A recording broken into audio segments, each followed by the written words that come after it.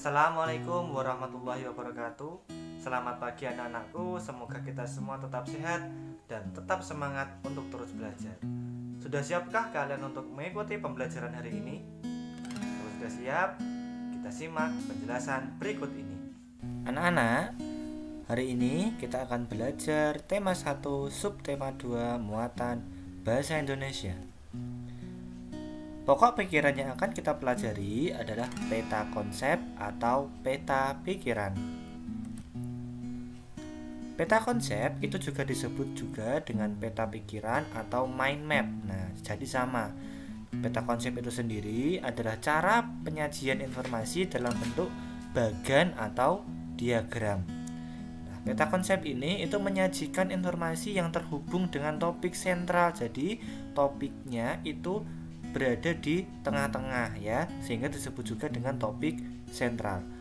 Pembuatan peta konsep ini dapat melibatkan unsur apa, siapa, di mana, kapan, mengapa, dan bagaimana atau 5W1H.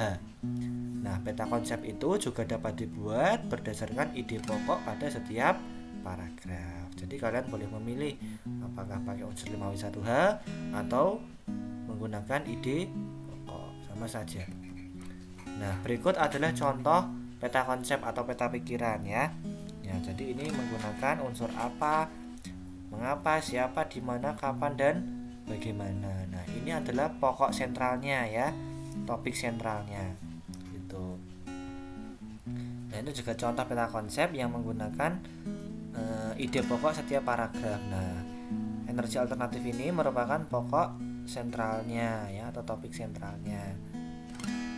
Nah, fungsi peta konsep itu sendiri yaitu yang pertama mempermudah menemukan informasi. Yang kedua, belajar berpikir kreatif. Dan yang terakhir adalah mempermudah memahami bacaan. Nah, itu ya. Jadi yang Pak Rizky tebali merah ini adalah fungsi utama. Nah, atau tujuan utamanya yaitu untuk mempermudah menemukan informasi. Nah, hal apa saja yang harus diperhatikan dalam membuat peta pikiran? Yaitu yang pertama, baca teks laporan dengan teliti. Kemudian, catat permasalahan atau peristiwa dalam teks bacaan. Kemudian, cari ide pokok atau unsur 5W1H. Kemudian, susun peta konsep yang akan kalian buat. Nah, berikut adalah contohnya, kita cari bersama-sama. Nah, yuk dibaca. Perkembangbiakan jagung. Nah, jagung salah satu komoditas pemenuhan pangan masyarakat Indonesia. Jagung menjadi salah satu makanan pengganti karbohidrat, sehingga dijadikan alternatif makanan pokok pengganti beras. Nah, perkembangbiakan jagung dimulai dari biji, bakal tanaman, muncul bunga, hingga 3,5 bulan dapat kita panen. Jagung dapat ditanam di lahan pertanian. Selain menghasilkan karbohidrat, jagung juga memiliki banyak manfaat seperti campuran pakan ternak, bahan dasar tepung maizena, bahkan farmasi dan pembuatan kosmetik.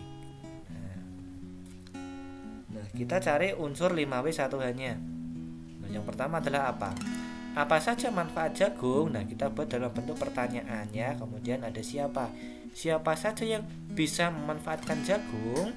Di mana kita dapat menanam jagung? Kemudian kapan jagung dapat dipanen? Nah, kemudian mengapa jagung dapat dijadikan sebagai pengganti beras dan gandum?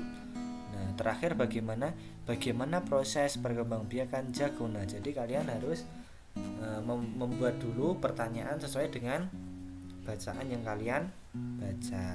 Tuh. Kita jawab satu persatu ya.